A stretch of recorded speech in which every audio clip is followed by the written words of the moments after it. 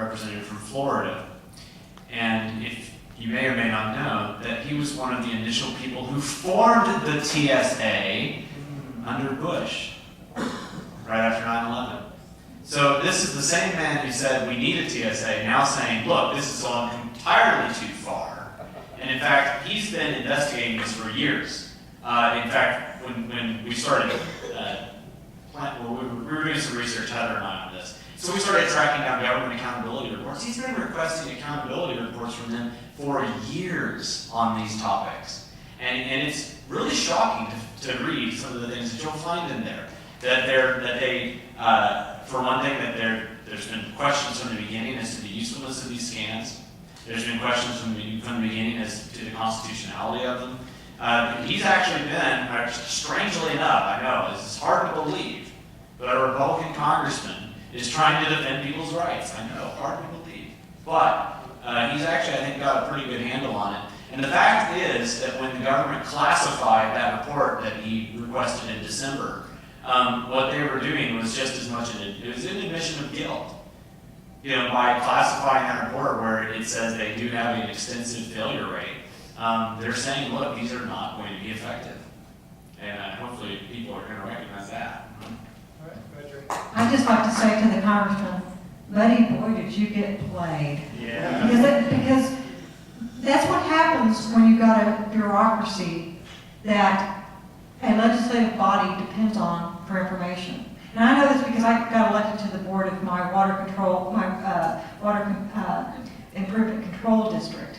So I know how legislative bodies depend on the bureaucrats for information.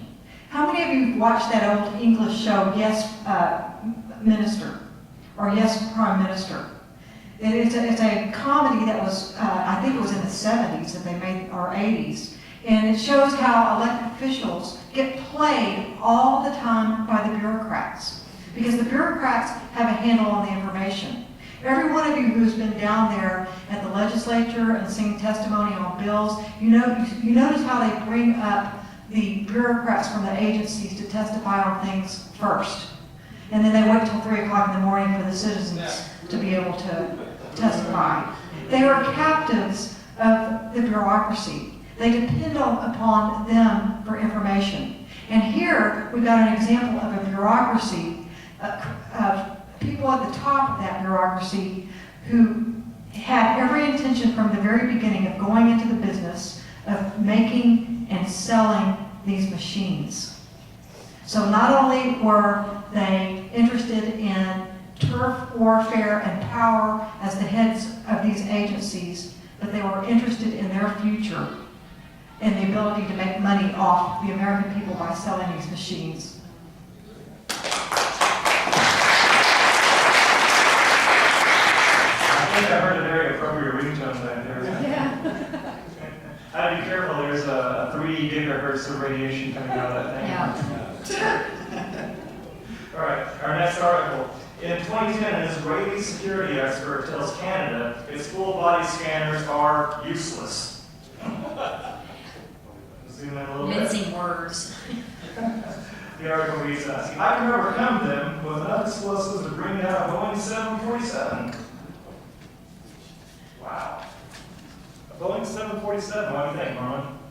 Well, incidentally, Israel's banned the use of these from their country. In fact, there's multiple countries who have done so. They've said, no, we're not going to use these. We know they're not effective. We know they're not going to work. Israel, Italy, Germany, and I think there may be a few more that I'm forgetting here, have literally said, no, we are not. In fact, we're going to prohibit their use. So, I mean, that should say something to us. When states that are arguably more tyrannical than our own are doing so, that should be a signal. Sure. Well, 747 Boeing has a certain number of people in it, but the airport contains probably 5 or 10 tens of numbers of people that would fit in a 747 Boeing, which are targets because of how we're backing up these security lines. Why would any terrorist who wants to make an impact bother to go through that security when all they have to do is set off a bomb right there in the security line that you're waiting in? And let me give you an example. In 1973, after my senior year in college, my grandmother took me on a tour of the Holy Land, Italy, Greece, Israel.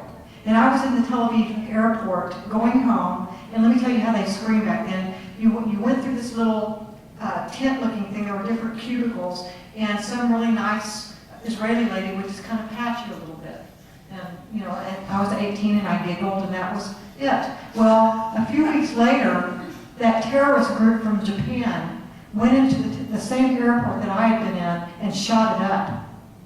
So to me, these machines are ineffective not only because of the technical issues that are being brought up here, but because they are creating security lines that I think are a much more attractive target for terrorists. Just blow everybody up about terrorists. Just very simply, it's about money, not about safety. That's what it's about. All right. Before our next Q&A panel, we'll have another video. And this is from our friends up in Dallas from Channel 5.